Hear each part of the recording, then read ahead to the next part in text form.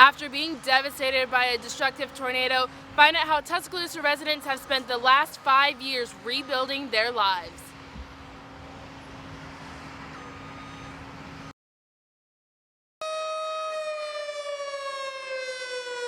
The sound most people dread is what Tuscaloosa citizens heard before destruction hit.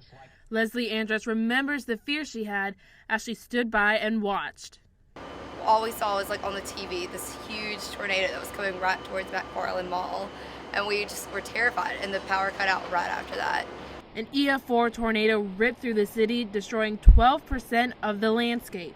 It only took seconds for the storm to demolish Chris Largen's home, seconds that turned into years, even with help from the community. The recovery was kind of hard, although we had a bunch of help because everybody in Tuscaloosa wanted to help as much as they possibly could. It took about a year to finally get back in the swing of things. Largen says the hardest part of the recovery process was watching his parents deal with the devastation. My mom and dad found their dream piece of land and built the house out there, and to see them struggle with that was probably the hardest thing because it's something I knew they had worked so hard for. The tornado destroyed several businesses along 15th Street and McFarland Boulevard. My aunt and uncle, they lived right by McFarland Mall.